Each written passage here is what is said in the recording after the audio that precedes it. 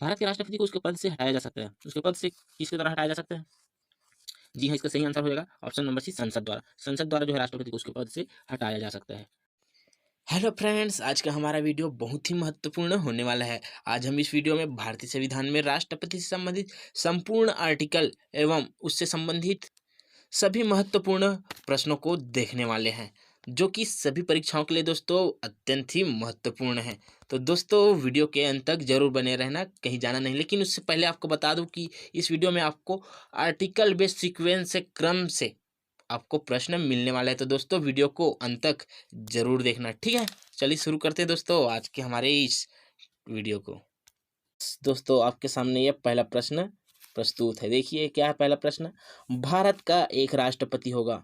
भारत का एक राष्ट्रपति किस आर्टिकल के तहत होगा आपको बताना है, ठीक। किस आर्टिकल के तहत होगा? जी हाँ, सही उत्तर होगा इसका अनुच्छेद number 52, option number A. Bharat का एक राष्ट्रपति अनुच्छेद 52 के तहत होगा। चलिए अगला क्वेश्चन देखते हैं। राष्ट्रपति कार्यपालक शक्ति किस अनुच्छेद में बताए गए हैं? राष्ट्रपति की कार्यपालक शक्ति किस अनुच्छेद में बताए गए हैं?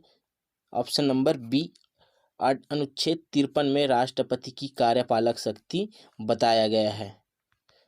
चलिए अगला प्रश्न देखते हैं। भारत के संविधान में समस्त कार्यपालिका शक्तियां निहित है। भारत के संविधान में समस्त कार्यपालिका शक्तियां किस में निहित है? जी हाँ, इसका सही आंसर हो जाएगा ऑप्शन नंबर सी, राष्ट्रपति में भारत के समस्त कार्यपालिका शक्तियां निहित है। तो चलिए अगला क्वेश्चन देखिए। भारतीय संविधान में केंद्रीय सरकार की अधिशासी शक्तियों को किसमें निहित किया गया है? किसमें निहित किया गया है? इसका सही आंसर हो जाएगा ऑप्शन नंबर सी, राष्ट्रपति में निहित किया गया है, ठीक। अगला क्वेश्चन देखिए। निम्नांकित में से कौन भारतीय गणतंत्र का प्रमुख है? भारतीय गणतंत्र का प्रमुख कौन है दोस्तों? प्रधानमंत्री, कैबिनेट मंत्री, राष्ट्रपति, भारत का मुख्य न्यायाधीश कौन है? जल्दी जल्दी ऑप्शन नंबर सी। जी हाँ, सही हो जाएगा ऑप्शन नंबर सी, राष्ट्रपति जो है भारतीय गणतंत्र का प्रमुख है। अब देखिए अगला क्वेश्चन। भारत के राष्ट्रपति अपने शक्तियों का प्रयोग करते हैं। भारत का राष्ट्रपति अपने शक्तियों का प्रयोग कैसे करते हैं? जी हाँ, इसका सही आंसर हो जाएगा ऑप्शन नंबर ए, सीधे अथवा अपने अधीनस्थ अधिकारियों द्वारा। राष्ट्रपति जो है अपनी शक्तियों का प्रयोग सीधे खुद करते हैं या फिर अपने अधीनस्थ अधिकारियों के माध्यम से अपनी शक्तियों का प्रयोग करते हैं। देखिए अगला क्वेश्चन। नीचे वाक्य दिए गए हैं, इसमें कथन और कारण है, आपको बताना है, ठीक। कथन है, संघीय कार्यपालिका का मुख्य भारत का राष्ट्रपति होता है, ठीक है। संघीय कार्यपालिका का मुख्य भारत का राष्ट्रपति होता है। कारण है, राष्ट्रपति की शक्तियों की कोई सीमा नहीं है, ठीक। तो इसका आंसर क्या हो जाएगा? ए सही है, ठीक। ऑप्शन नंबर ए तो सही है, संघीय कार्यपालिका का प्रमुख भारत का राष्ट्रपति होते हैं, लेकिन राष्ट्रपति की शक्तियों की कोई सीमा नहीं है, ये कारण गलत है, ठीक। इसलिए ऑप्शन नंबर सी सही होगा, ए सही है किंतु आर गलत है। देखिए अगला क्वेश्चन। राष्ट्रपति के निर्वाचक मंडल से संबंधित अनुच्छेद है। राष्ट्रपति के निर्वाचन मंडल से संबंधित अनुच्छेद कौन सा है? जी हाँ, सही आंसर हो जाएगा ऑप्शन नंबर बी, अनुच्छेद 54। अनुच्छेद 54 जो है राष्ट्रपति के निर्वाचक मंडल से संबंधित अनुच्छेद है। अगला क्वेश्चन देखिए। भारत में राष्ट्रपति की चुनाव के लिए चुनाव मंडल के सदस्य होते हैं। राष्ट्रपति के चुनाव के लिए चुनाव मंडल के सदस्य कौन होते हैं? आपको सही कथन चयन करना है। ऑप्शन नंबर ए, लोकसभा के चुने हुए सदस्य। ऑप्शन बी, राज्यसभा के चुने हुए सदस्य। ऑप्शन 3, राज्य विधानसभा के चुने हुए सदस्य। और ऑप्शन 4 है राज्य विधान परिषद के चुने हुए सदस्य। इन चारों ऑप्शन में आपको बताना है कि राष्ट्रपति के चुनाव मंडल के सदस्य कौन होते हैं। तो इसका सही आंसर हो जाएगा ऑप्शन नंबर सी, जो लोकसभा, राज्यसभा प्लस राज्य विधानसभा, इन तीनों के चुने हुए सदस्य ही राष्ट्रपति के चुनाव के लिए चुनाव मंडल के सदस्य होते हैं या निर्वाचन मंडल के सदस्य होते हैं। अगला क्वेश्चन देखिए। निम्नलिखित में से कौन राष्ट्रपति के निर्वाचक मंडल के सदस्य होते हैं? फिर वही क्वेश्चन है, आपको इसमें थोड़ा सा मॉडिफाई किया गया है, ठीक है। देखिए क्या है। पहला, लोकसभा के चुने हुए सदस्य, जी हाँ होते हैं सदस्य। राज्यसभा के चुने हुए सदस्य, ये भी निर्वाचक मंडल के सदस्य है। राज्य विधानसभा के चुने हुए सदस्य, ये भी हमने पिछले क्वेश्चन में देखा है कि ये तीनों ऑप्शन पिछले क्वेश्चन में था। अब यहाँ पास क्या एक्स्ट्रा है? दिल्ली और पुदुचेरी विधानसभाओं के निर्वाचित सदस्य। तो जी हाँ, ये भी सही है ऑप्शन नंबर 4, इसलिए ऑप्शन डी सभी हो जाएगा इसका सही आंसर, ठीक है। ये चारों निर्वाचक मंडल के सदस्य हैं राष्ट्रपति के। अगला क्वेश्चन देखिए। दिल्ली और पुदुचेरी विधानसभाओं के निर्वाचित सदस्यों को राष्ट्रपति के निर्वाचक मंडल में कब शामिल किए गए। अब आपको बताना है कि दिल्ली और पुदुचेरी विधानसभा के निर्वाचित सदस्य को राष्ट्रपति के निर्वाचक मंडल में कब शामिल किए। इसका सही आंसर हो जाएगा ऑप्शन नंबर ए, 70वें संविधान संशोधन अधिनियम 1992। कब किया गया? 70वें संविधान संशोधन अधिनियम 1992 के तहत दिल्ली और पुदुचेरी विधानसभा को राष्ट्रपति के निर्वाचक मंडल में शामिल किया गया। अब अगला क्वेश्चन देखिए दोस्तों, राष्ट्रपति के चुनाव में नामांकन के लिए उम्मीदवार की कम से कम कितने प्रस्तावक होने चाहिए? कितने प्रस्तावक होने चाहिए? जी हाँ, आप सही समझे, इसका सही आंसर हो जाएगा ऑप्शन नंबर डी, 50 प्रस्तावक होने चाहिए। ठीक, अब अगला प्रश्न देखिए, राष्ट्रपति के निर्वाचन की प्रक्रिया से संबंधित अनुच्छेद है। राष्ट्रपति के निर्वाचन की प्रक्रिया से संबंधित अनुच्छेद कौन से हैं? ऑप्शन नंबर सी सही हो जाएगा, अनुच्छेद 55 जो है राष्ट्रपति के निर्वाचन की प्रक्रिया या निर्वाचन की रीति। ठीक, राष्ट्रपति के निर्वाचन की प्रक्रिया या निर्वाचन की रीति से संबंधित अनुच्छेद 55 है। अब आगे देखिए, भारत में राष्ट्रपति का चुनाव किया जाता है। भारत में राष्ट्रपति चुनाव किस प्रकार किए जाते हैं आपको बताना है। प्रत्यक्ष निर्वाचन द्वारा, खुला मतदान द्वारा, एकल हस्तांतरणीय मत प्रणाली या इनमें से कोई नहीं। तो इसका सही आंसर हो जाएगा ऑप्शन नंबर सी, एकल हस्तांतरणीय मत प्रणाली द्वारा। ठीक, क्या? एकल हस्तांतरणीय मत प्रणाली द्वारा राष्ट्रपति का चुनाव किया जाता है। अब अगला क्वेश्चन देखिए दोस्तों, भारत में राष्ट्रपति चुनाव के लिए सही विकल्प है। भारत में राष्ट्रपति चुनाव के लिए सही विकल्प है, आपको बताना है कौन सा सही विकल्प है। अप्रत्यक्ष मतदान द्वारा, गुप्त मतदान द्वारा, सी है एकल हस्तांतरणीय मत प्रणाली द्वारा, ये तो हमने देखा, ये तो होगा ही। ठीक है, अनुपातिक प्रतिनिधित्व प्रणाली द्वारा, ठीक, और एक है खुला मतदान द्वारा। तो इन पांचों में बताना है कि आपको किसके द्वारा राष्ट्रपति के चुनाव किए जाते थे। हमने देख लिया एकल हस्तांतरणीय मत प्रणाली, ये तो सही है सी। अब ये ऑप्शन नंबर ए भी सही है, अप्रत्यक्ष होता है, गुप्त मतदान होता है। ठीक है, और ये जो है ऑप्शन ई गलत है। ठीक, खुला मतदान द्वारा ये गलत है। ऑप्शन डी अनुपातिक प्रतिनिधित्व प्रणाली, मतलब ए बी सी डी, विकल्प थर्ड सही हो जाएगा। ए बी सी डी राष्ट्रपति चुनाव के लिए सही विकल्प है। अप्रत्यक्ष मतदान, गुप्त मतदान, एकल हस्तांतरणीय मत प्रणाली और अनुपातिक प्रतिनिधित्व प्रणाली। खुला मतदान नहीं होता। ठीक है, अगला क्वेश्चन देखिए, राष्ट्रपति के कार्यकाल किस अनुच्छेद में बताए गए हैं? राष्ट्रपति के कार्यकाल किस अनुच्छेद में बताए गए हैं? जी हाँ, ऑप्शन नंबर बी सही हो जाएगा, अनुच्छेद नंबर 56। अनुच्छेद 56 में राष्ट्रपति के कार्यकाल का वर्णन है। ठीक, देखिए अगला क्वेश्चन, भारत में राष्ट्रपति का कार्यकाल होता है। भारत में राष्ट्रपति का कार्यकाल होता है पद धारण करने की तिथि से 5 वर्ष तक। किसी भी स्थिति में नवनिर्वाचित राष्ट्रपति का कार्यकाल अगले 5 वर्ष के लिए होगा। और ऑप्शन नंबर सी है, कार्यकाल के दौरान मृत्यु होने पर नवनिर्वाचित राष्ट्रपति का कार्यकाल शेष वर्षों के लिए होगा। तब आपको सही बताना है कौन सा है। पद धारण करने की तिथि से 5 वर्ष तक, ये सही ऑप्शन है। किसी भी स्थिति में नवनिर्वाचित राष्ट्रपति की कार्यकाल अगले 5 वर्ष के लिए होगा, ये भी सही है। लेकिन ऑप्शन नंबर सी गलत है।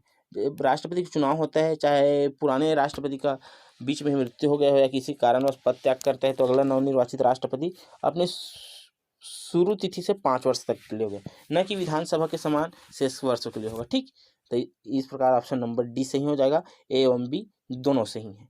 तो अगला प्रश्न देखिए आप, राष्ट्रपति 5 वर्ष तक अपने पद पर रहता है। राष्ट्रपति अपने 5 वर्ष तक अपने पद पर रहता है, कब से? अपने पद ग्रहण, ठीक है, पद ग्रहण की तिथि से। ठीक, सही आंसर हो जाएगा, न कि निर्वाचन की तिथि से, पद ग्रहण। ठीक है, पद ग्रहण की तिथि से 5 वर्ष तक रहता है। अगला क्वेश्चन देखिए, यदि भारत के राष्ट्रपति की मृत्यु कार्यकाल के दौरान हो जाती है तो पुनः निर्वाचन कितने समय बाद होनी चाहिए? कितने समय बाद होनी चाहिए? 6 माह के भीतर, 3 माह के भीतर, तुरंत, या कभी भी की जा सकती है? कभी भी की जा सकती है? जी हाँ, ये गलत है। 6 माह के भीतर होनी चाहिए राष्ट्रपति का चुनाव। ठीक है, ऑप्शन देखिए, भारत के राष्ट्रपति अपना त्यागपत्र किसको संबोधित करके देते हैं? किसको संबोधित करके देते हैं भारत के राष्ट्रपति अपना त्यागपत्र? लोकसभा स्पीकर। क्या होगा आंसर? नहीं, ये नहीं होगा। ऑप्शन नंबर सी, उपराष्ट्रपति को संबोधित करके देते हैं राष्ट्रपति अपना त्यागपत्र। किसे संबोधित करते हैं राष्ट्रपति अपना त्यागपत्र देने के लिए? उपराष्ट्रपति को। ठीक, अगला क्वेश्चन देखिए, भारतीय संविधान का कौन सा अनुच्छेद राष्ट्रपति के पद के लिए पुनः निर्वाचन की योग्यताएं निर्धारित करता है? कौन सा अनुच्छेद पुनः निर्वाचन, ठीक है, पुनः निर्वाचन की योग्यता निर्धारित करते हैं? अनुच्छेद 57, ऑप्शन नंबर सी सही होगा, अनुच्छेद 57 पुनः निर्वाचन की योग्यता निर्धारित करता है। ठीक, भारतीय संविधान के अनुच्छेद 58 संबंधित है। 58 किससे संबंधित है? राष्ट्रपति की योग्यता। ऑप्शन सी सही होगा। राष्ट्रपति की योग्यता अनुच्छेद 58 से संबंधित है। ठीक, अब देखिए, किसी व्यक्ति के राष्ट्रपति निर्वाचित होने के लिए क्या आवश्यक नहीं है? क्या आवश्यक नहीं है?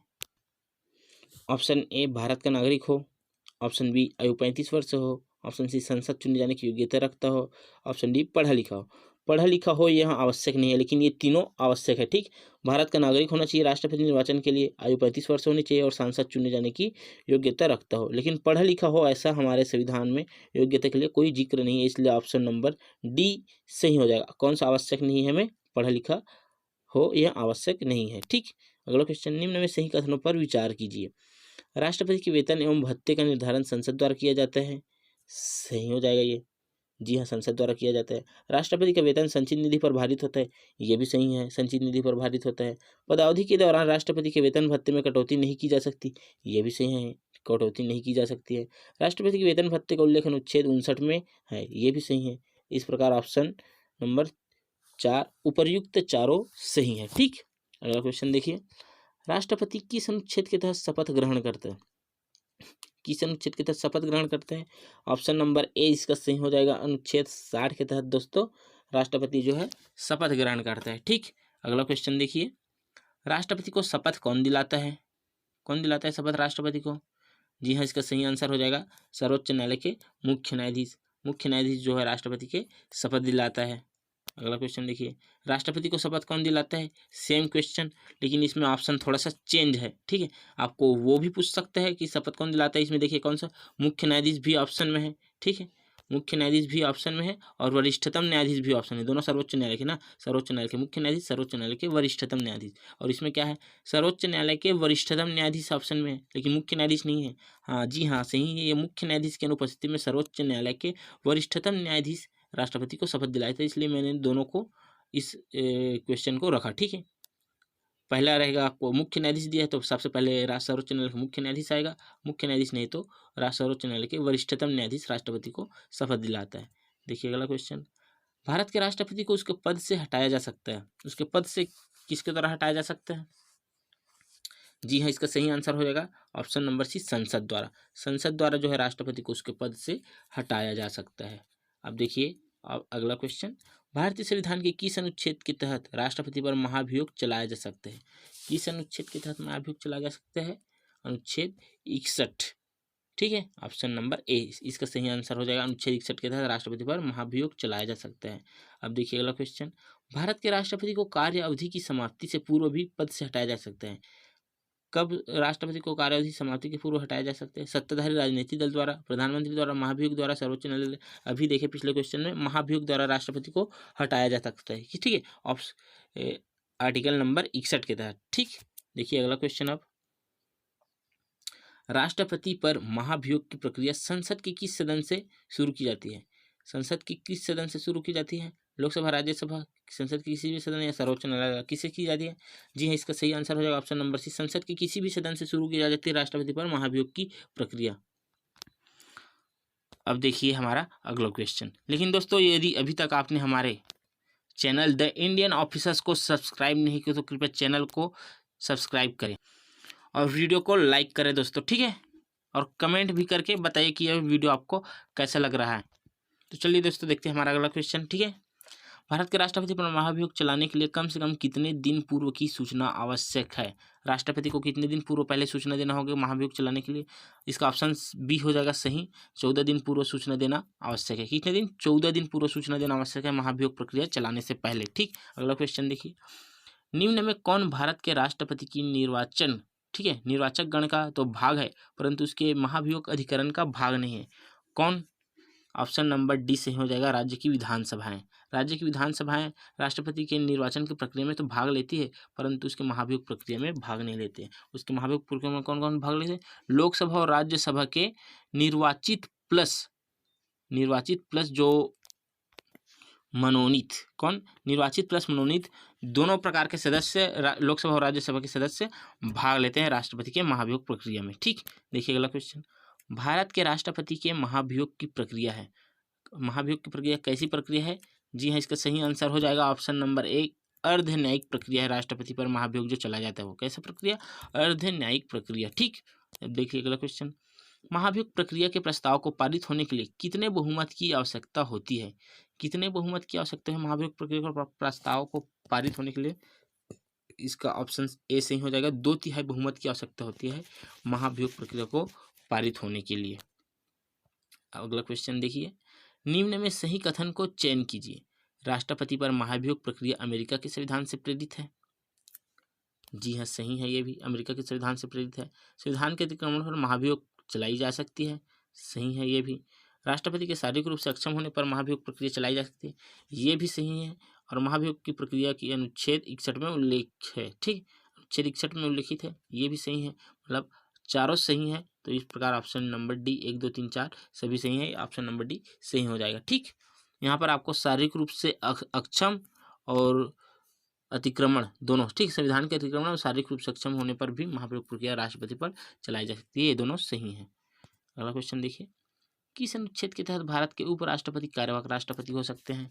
आपको पता होगा कि राष्ट्रपति की अनुपस्थिति में उपराष्ट्रपति कार्यवाहक राष्ट्रपति के रूप में हो सकते हैं, तो किस अनुच्छेद के तहत, अनुच्छेद नंबर 65 के तहत, ऑप्शन नंबर डी इसका सही आंसर हो जाएगा।